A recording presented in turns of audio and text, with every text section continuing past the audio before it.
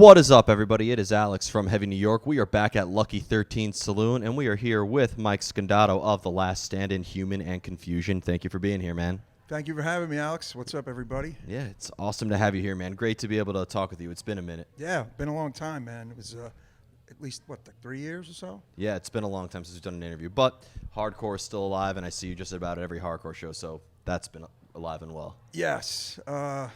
I go to a lot of shows, not just hardcore.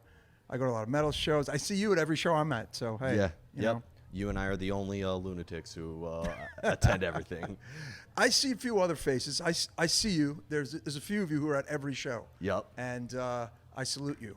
Yep, we salute all of it. For those about to rock, we salute you. Yes. But it's so awesome to have you here because I think it's been a pretty decent year for you and your hardcore nervous. First off, the Inhuman birthday show that you played at Gold Sounds, that was incredible. I loved the performance, every aspect of it. I mean, it was a sauna in there, but that's yeah. hardcore, man. I mean, that had to have been a fantastic celebration. It was. It was a lot of fun. We planned it for a while, and I'm really happy with how it turned out. I mean, of course, it was on a day that was 100 degrees or so. I don't know how hot it was outside, but it was really fucking hot. But the inside was probably 150 degrees, but such is life.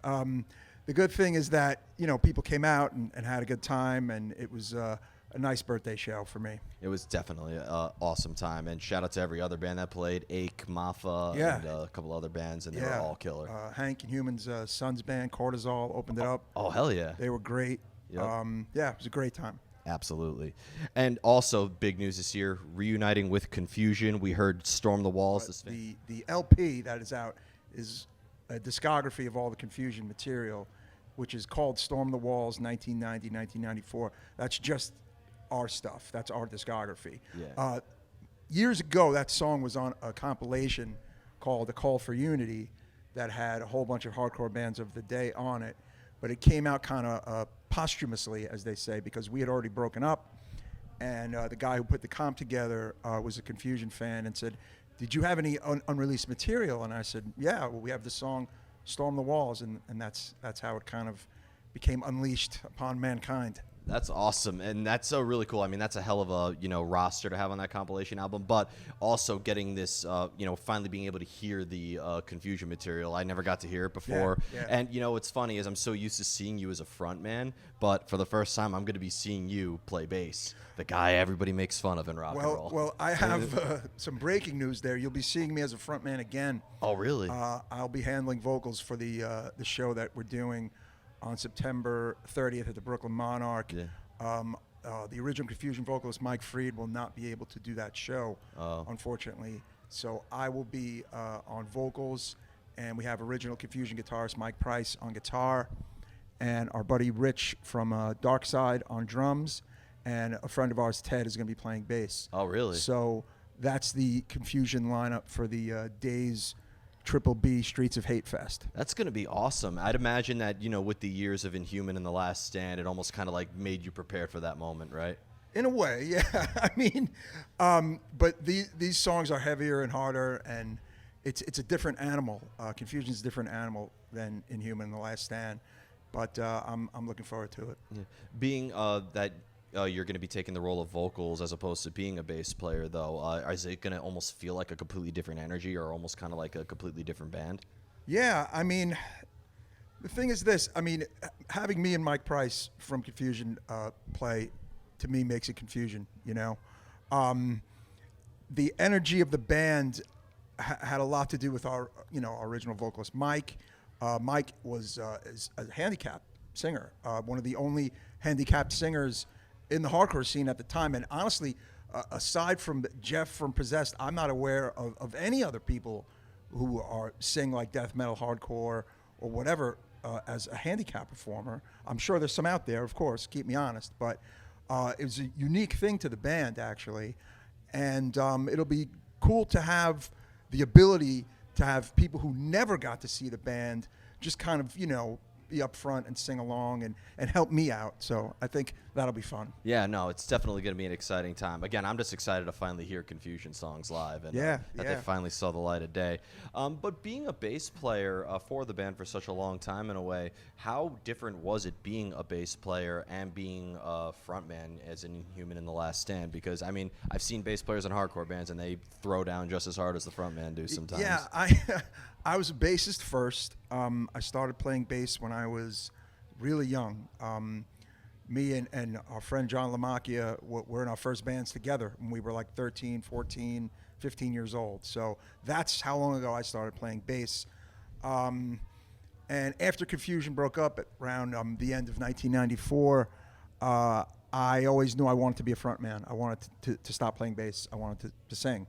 So it's just something that I guess was always there for me, even as a bassist. I was a pretty good bassist, you know, but I wasn't like amazing, and I knew I wanted to do something else, you know, as far back as like from, you know, the end of Confusion. Like I knew that the next thing I was going to do was be a frontman. Wow, that's a really inspiring story too. But do you think that maybe having that bass background rhythmically prepared you as a vocalist in a way? Maybe. I mean, honestly, it was really all about kind of like being inspired by other vocalists, like other frontmen, other singers, you know. Like I always loved the bass players too. Like there was certain like, you know, bass sounds in hardcore. Like I always thought Harley Flanagan from the Cro-Mags had this amazing bass sound, and Craig Satari, who was in Youth Today, and then he went on to be in Sick of It All. I always liked his bass sound.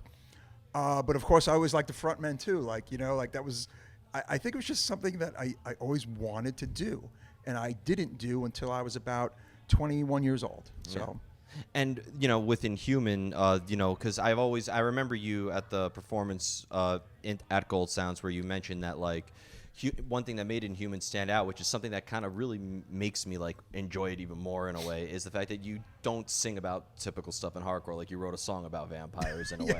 Yeah. So, like, was that kind of like a vision you always had? Like, I'm going to start a hardcore band, but I'm not going to just sing about what, you know, the typical subject matter you hear in hardcore music. In a way, yes, especially as Inhuman moved on. Like, as time passed, lyrically, I wrote about things that nobody was writing lyrics about in hardcore, you know. My inspirations were coming from very, very different places. Like, I wasn't singing about unity and being stabbed in the back, or I'm going to punch you in the face. Like, that was never where I was really coming from, you know. I always based everything on personal experiences.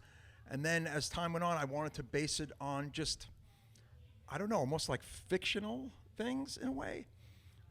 Like my love of like horror movies and incorporating a horror element into Inhuman, and just incorporating like this kind of darker side that certainly not a lot of New York hardcore bands were doing, and I think that's what has made Inhuman pretty unique. And I think, do you think that maybe one thing that helps you, because, you know, you and I talk music all the time with each other, and, you know, I know you have a very eclectic taste. You listen to death metal and black metal and all different types of material, and like, do you think that maybe that also influenced you in a way? Yeah, what's funny is death metal and black metal has always inspired me to write hardcore, which makes no sense at all. But that's the first time I've ever heard. Yeah, like there have been these lines in certain Inhuman songs over the years that were lifted from more obscure kind of like death metal bands, believe it or not, or like doom metal bands. So like, it's just these little things that like would inspire me, or like song titles, or just things here and there that I'd be like, would be stuck in my head, but would be, I don't know, I guess a part of the writing process for an Inhuman song. And again, yeah, it's I think something that has really made the band a little different and hard to pigeonhole. And whether it's worked against us or not is open to interpretation, because we're not like everybody else, and we're not the typical hardcore band. I don't know.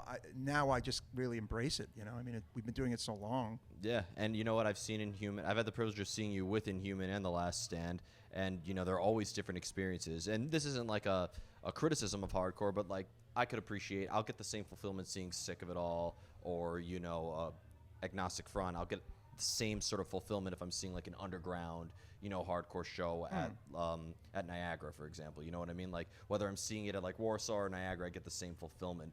But Inhuman and The Last Stand, it's always a different experience. Like I feel like your sets always sort of stand out, but it always has that hardcore grit to it. The hardcore kid never leaves you. Yeah, like The Last Stand is definitely more of the traditional hardcore sound, maybe more rooted in like the 90s and O's kind of sound as opposed to the 80s stuff. But it's just, to me, it's just different. It's a different mood in me that comes out with each band, and yet another mood for Confusion. It's just different sides of me. It's all me, but it's just different parts of me, I think, Yeah. And I see a different part of you for both bands, which I thought was awesome. I remember because I saw The Last Stand play like a good handful of times before I first saw Inhuman play. It was that Marauder show at Brooklyn Bazaar, which was 2017. Wow, that was a good show though. That was great. That was phenomenal. Sworn Enemy, I know, was also on the bill. Yeah. But I remember like being totally shocked. I forgot what song you opened up with, but like I was like, wait a minute, is this the same Mike Scondotto that I saw in The Last Stand? We opened with, I remember we opened with the first song on the Last Rites record, which is called Last Rites, and it's a really heavy song actually. Yeah. So we thought it would be a great opener. I've never forgot that. Yeah, I love the Last Rites record. So, And that's the last Inhuman record. That's the last too. one we've made. Yeah, there's 4 full lengths and a CD EP also. Yeah. But yeah, I mean, with Confusion always had a bit of a death metal element way back, at a time when nobody was really doing that either, in the very early 90s. And we had other bands that we knew that were like not from New York that kind of incorporated that in their sound. There was a band from Philadelphia called Stark Weather that was just, they had a little bit of death metal, but they had just like, there's so much to them, just like prog and like, almost like alternative influences. And this was like back in like 92, 93. And then we had our friends All Out War from upstate New York. Fucking awesome. They were really, really heavy like us. And then we had Dark Side, who also incorporated like death metal in with their like old school kind of hardcore sound. But not too many people in the larger scene were doing it. And then at a certain point in the band, we had this guy who was booking a lot of the death metal shows. He was, befriended us, and he put us on a lot of really good death metal shows in like Manhattan and at Lemoore and different places. And that's how Confusion got exposed to the death metal scene too in the early 90s. Yeah. Isn't it fair to say Biohazard was also like another band that really brought in a lot of metal elements infused with hardcore? Yeah, but not death metal. They were, just Yeah. maybe like thrash or just crossover. No, they absolutely have, metal in their sound too. But and Confusion was definitely probably inspired by Biohazard because they were the biggest Brooklyn band at the time, and it was hard not to be somewhat inspired by them. We only actually got to play with them one time in Pennsylvania, actually. Evan, I remember he called me up and got Confusion on the show in Pennsylvania at the club called the Unisound, and it was on a Thursday night. It was a fucking great show, and that was... Yeah, unfortunately, the Confusion played a single show, and that was it with Biohazard. Well, Biohazard is back now, so I know, you never know. Maybe we can make it happen. Yeah, possible, very possible. Correct me if I'm wrong, but I believe that this year for Inhuman, it also marks 20 years of the New Nightmare. If I yes, yeah, it came out in, was it? I think September of '03 or in the latter half of 2003 it came out. Wow. Maybe even August. I just can't remember right now. Yeah. But yeah, it's the 20th anniversary, and a lot of people think, or they tell me that that's their favorite Inhuman record. It's hard for me to pick an actual favorite. I'm kind of torn between that and Last Rites personally as the singer of the band. I love the later portion of your catalog. I will be honest. Like Yeah. I know that like Evolver and Rebellion has some cool stuff in it, and I do like those. But the last two, I would say, are like the cream of the crop. So I personally I like my vocal performance better on New Nightmare and Last Rites than I do on Evolver and Rebellion because I feel like in the early days I didn't know what I was doing. Like, I mean, I knew what I was doing per se, but like I didn't really find my real vocal style. It has Like, the debut charm to it. That's yes, what but it has the debut charm. There are people who love Evolver, and I'm like, yeah, I'm literally blowing out my voice on like some of that stuff, and it's just hilarious. Well, that makes it more hardcore, I guess you could say. Yes. All right. One little question I want to ask about the new Nightmare. Life is Miserable. Life is Killing Me by Type O came out the same year. Did that? I was just wondering. Well, here's something I've always like thought about. The parallels to the two bands are really weird, and they're completely like accidental and unintentional. We didn't know those guys back then. Like we didn't like. I was a super fan. You know, we were fans, but we were not friends with those guys in '03. Life is Miserable was written in 2001. It came out on the record in. It came out in 2003. It was written in 2001. It was a play on the movie Life is Beautiful, the title. Oh, okay.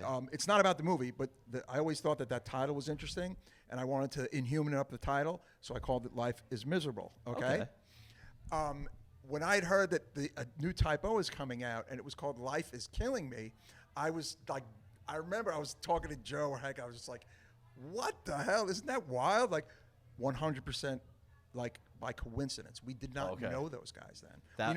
We knew them later on, but in '03, no. I mean, it was sheer coincidence. I'm surprised. I mean, you didn't.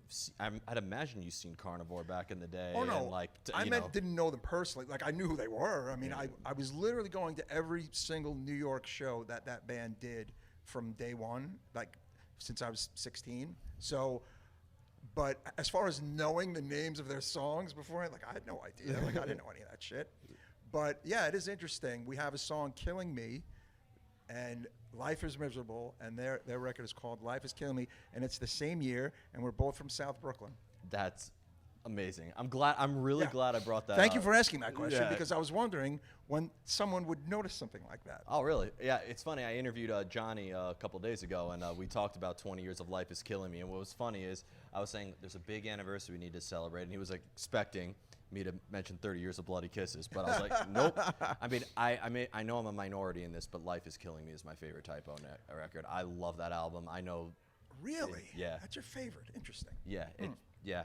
Granted, it was my first Type O album. That's the thing. I've noticed with younger Type O fans, a lot of them did find that band in that time period. Yeah. And on that record. So I don't want they to like that was record like a lot. The most Yes, they like that accessible song at that time. So, exactly. Yeah, but I love How Could She and We Were Electru and that abbreviated song with like 75 letters in it. So, but aside from that, I was listening to the new Nightmare on the way over here, but like songs like Blood Dust and Brooklyn Bastards, which I thought Brooklyn Bastards is a hardcore song title if I've ever heard one. Yeah, so like, what was the sort of mindset behind that album 20 years ago? It's funny. The story behind the phrase Brooklyn Bastards goes back to this show we were playing with Scarhead and a bunch of other bands in Jersey, and this guy from Jersey, this promoter, was on the phone with me, and he was talking about making the flyer, and he goes, yeah, I want to put a little something, under each band, like Scarhead, I'm going to put Kings of Crime or whatever, and under this band, I'm going to put that and that. He goes, what can I put under you guys? And I just say, I don't know, just say Brooklyn Bastards or something. And he thought that was great. He was like, oh, shit, Brooklyn Bastards. Oh, that's cool. I'll put that there. And I remember seeing that flyer, and I don't know if I still have the flyer. I think the show goes back to like 99 or 2000. It goes way back. But that phrase that just came to me over the phone in a random conversation never left me. And the song was written in the studio, okay? Like, I remember I had the lyrics. I go into the studio, and it's me, Joe, Hank, and Steve. And I'm like, Joe, I got these lyrics for that song, Brooklyn Bastards, Brooklyn Bastards. He's like, okay, cool. And we literally write the song right there on the spot. That's amazing. Yeah. That's awesome. It's one of those like secret moments, like apples and oranges in terms of genre. Like Welcome to the Jungle, that was written in 3 hours. like it's just so crazy to think that with music, like like an hour ago it just didn't exist, and now it does. You know what I mean? It's and that song has like callbacks to different things in it, actually, where it says beneath the streets is where we're found. is like a callback to the band Token Entry, and their first album is called From Beneath the Streets, and I always loved that record. And where I say "Still Not Like Them" and "Not Like You" is a callback to the song "Outsider" and on our Rebellion record, where the chorus is "Not Like Them" and "Not Like You." And there's a few other lines in there too that harken back to other things. I kind of do that often when I'm writing, especially if it's something that's like meaningful. I'll put something in there that is a callback to something meaningful. And that song in particular has like a few of them, you know? This is why I've like always admired you as an artist, because like you have, one thing I've always loved about hardcore, very much what you see is what you get with it. No, it doesn't need explanation, and it was never meant to be, like, in a way. It's just very in your face, no strings attached. But like Inhuman is almost like the thinking, like almost kind of like the thinking man's hardcore band. Like you have like the lyrical complexities of what we would hear in like a Mastodon song or something like that. I mean, some of it maybe, some of it. That's still more than most. Yeah, the thing is, like, I feel like we're a bit of a band's band. Like, we're not the biggest band or the coolest band, but I know a lot of people in other bands that like us a lot, and other musicians like us a lot, and that means a lot to me. Yeah. You know, that means like a fucking hell of a lot to me. So that you might be, onto something there. Yeah. Watch, you're gonna have people almost kind of like giving hardcore songs, but like they're reciting like quantum physics or something like that, and that's what the legacy of Inhuman. Like, here's something else really strange. There's a song off the Rebellion record called Temporary, okay? And it's about how short life is and how you have to live life to the fullest. The whole song is inspired by a song from the metal band Anathema I love Anathema. on their Eternity album. Okay, but happy 20 years to the Silent Enigma. I love the Silent Enigma. But actually, 30 years to Silent Enigma. Wasn't it 30? Oh no, it's 2003. It's like, oh no, 2003. No, Silent Enigma is like in the 90s. 93? Something like that. I'm pulling that I up. think it's like 95, 96 Silent Enigma. But gonna, anyway, it's gonna bother the fuck out of me. From Keep their talking. Eternity record, Yeah. that is what inspired me. Because there's a line in one of the songs where he says, "Do you think we're forever?" 2003. That's incorrect. Okay. That's incorrect. That's how much of an Anathema fan I am. Okay. What do you call it? Yeah, there's a line in the song that says, "Do you think we're forever?" And I always thought that was an interesting line, and I put that line in the song "Temporary" on our Rebellion record. That's amazing. First off, Anathema, with the darkness that they invoke in their music, I mean, they're incredible. I mean, kind of like another unpopular opinion, We're Here Because We're Here is still my favorite Anathema album. And that live album that they kind of did in support of it, they're playing in like Bulgaria. I think it's the best live album Yeah, I've ever. seen them. I got into them. I don't know how old you were when I got into them, but I got into them like in like '93. So, yeah. I was born. Yeah, exactly. So that's how long I've been listening to that band. Okay, so my entire life. Yeah. Yep. Comparing, because you also mentioned that The Last Stand is more of a hardcore band in like the traditional sense, and I feel like lyrically too, with songs like Path of the Righteous, for example, Yeah. and even like the title track of This Is Real. Do you feel like that is more like kind of like a, not to discredit it, but like a sort of like back to basics band? Let's just be a hardcore band and like kind of like. Yeah, in a way. I mean, on the lyrical side, Dion, our bassist, comes up with a lot of the lyrics, except on the newer stuff, like I've been contributing. And I think his emphasis is just kind of on these kind of like stuck in your head, short, kind of hooky things, which is great, actually. Which honestly, that's how any song should probably be written. But that's where his kind of head is coming from with The Last Stand, and then I'll kind of change some shit around, lyrically. But yeah, it is a bit more of a back to basics, but at the same time, it's also very groove oriented, more groove oriented than Inhuman, actually. Inhuman's a little more fast, a little more, a little more metallic, Atmospheric, too. right? Yeah. And The Last Stand is groove and like kind of like short little punches to the face in a way, Yeah, and I've taken plenty of those at those shows as well. Yeah. You and I have talked about this many times before. I think since the first podcast we did in 2017 about like hardcore versus metal and all this, and I love diving further deep into it because I feel like my conclusion is hardcore is just as much of an adjective as it is a noun in a way. Like you could be more hardcore than something else in a way, but hardcore is also a time period. It's a place. It's a setting in a way. Yeah. So do you think that there is something, because I still will call Inhuman a hardcore band, Sure. and even Confusion to be a hardcore band, like kind of in the same way that like Propane has like the hardcore influences in a way with like the death metal influences. The thing is, it's changed so much because look, when I got into it in like the late 80s as a young kid, it really had a sound.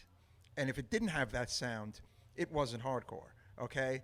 That has changed. I accept that change. I have friends of mine that have not accepted that change. I know people that literally will hear a new era hardcore band that's very metal and just say this isn't hardcore. Like they're still kind of holding on to what it used to be. I will say that my opinion has evolved, and that a band like, say, God's Hate, right, who's really heavy, awesome, great band, love those guys, really, really, really heavy.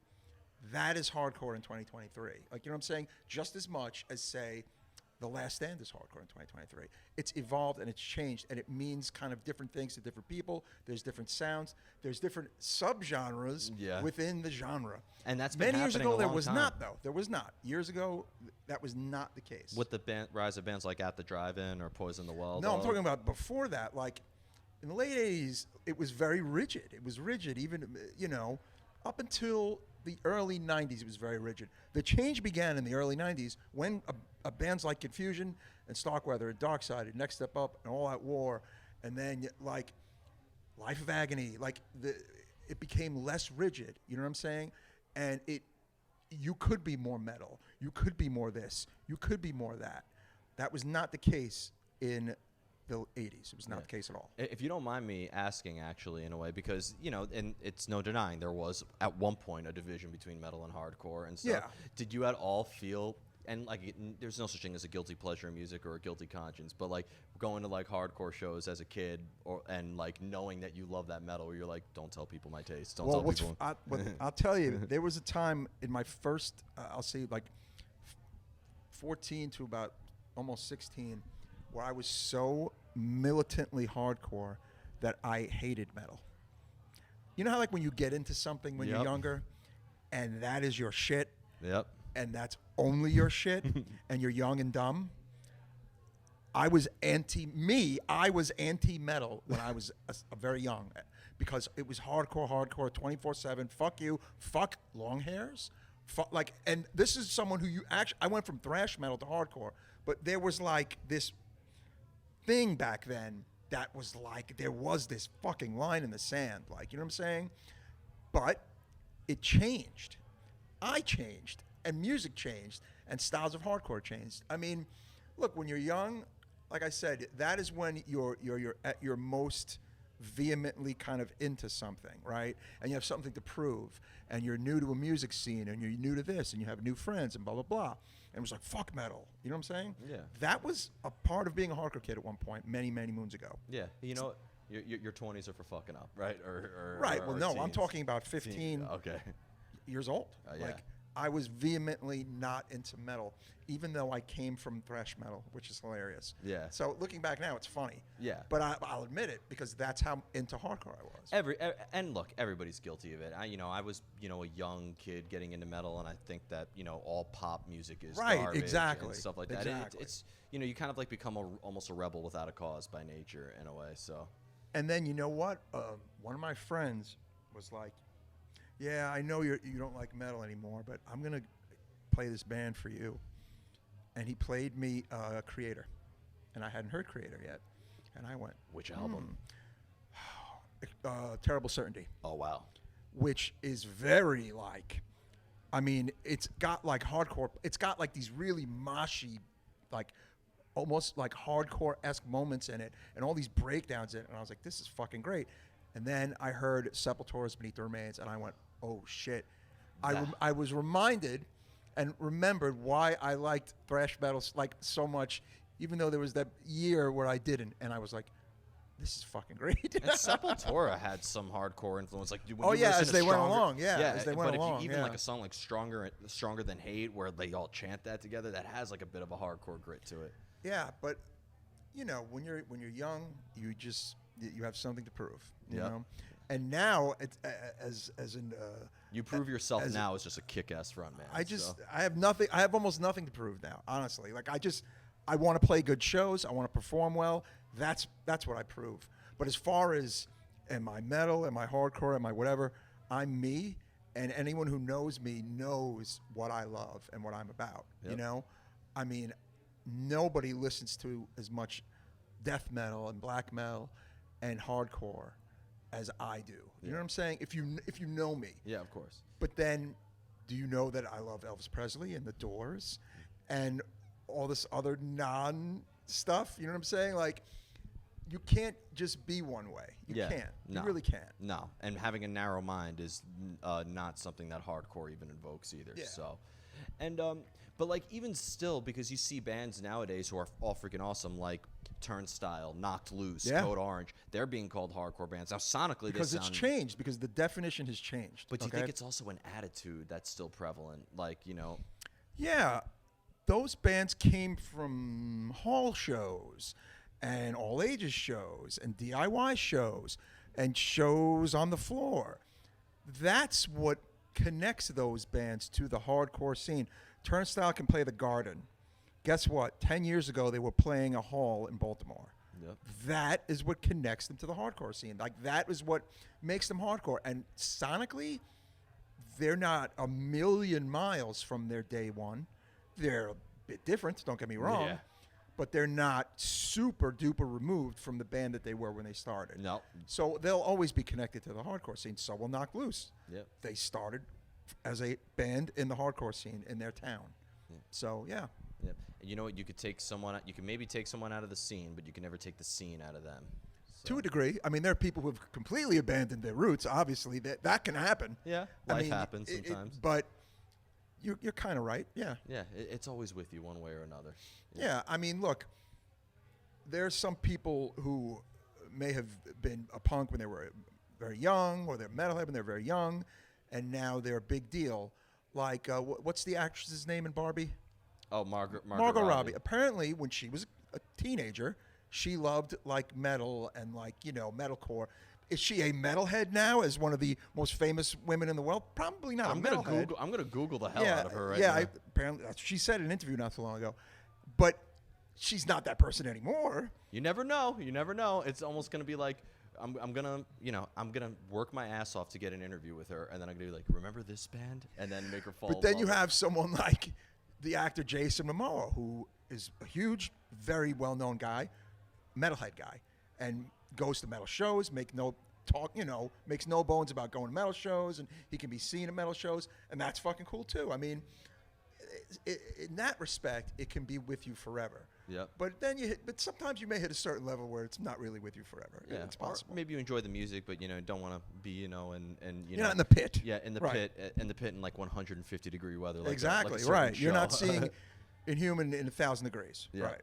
Yeah, fair enough. But I know that everybody was at that Madball show in 2021. So Oh, the park show you talking Yeah. about? Yeah, that was amazing. that was had a to have great been day. one of the most historical hardcore shows ever, right? I think you're right. I've never seen that many people at a hardcore show in my life. Yep. And in New York. yep. So no. And at Niagara, where the movement debatably started, like across the street from it. So Yeah, it was an amazing day. That was a lot of fun. Yep. I'm so glad. I may have missed a lot of hardcore being born in '93, but I'm so glad I got to see that. Born in '93. You're a young man. Yep. I'll be 30 in 2 weeks. But, Amazing. Yep. But But, Mike, thank you so Yeah, much for thank this. you for having me, man. It's I been just want to get it out there again that Yeah, plug everything you got. Confusion will be playing at the Brooklyn Monarch on September 30th as a part of the Days Triple B Streets of Hate Showcase Fest. The night we play, we're playing with Terror and Killing Time, which is fucking awesome. And then the next night, Mind Force and Madball are the headliners. So this is a great fest. Yeah. There's a lot of cool bands on it. That's fucking and, awesome. Shout out to Mark at Generation Records and Lumpy at Days Records and the entire Confusion Inhuman Last Stand family. And one more aside, is that going to be Confusion's only show for the time being, or or do you see maybe yourself, taking the role of frontman and maybe playing some more Confusion shows for people who may not be able to make it that I day? am not at liberty to say as of this interview. Then that definitely means yes. And as soon as I turn the camera off, you're telling me everything you got. But Mike, thanks so much, everybody. Mike Scondotto of Inhuman, Confusion, and The Last Stand. This is Alex from Heavy New York. We'll see you next time. Cheers, everybody.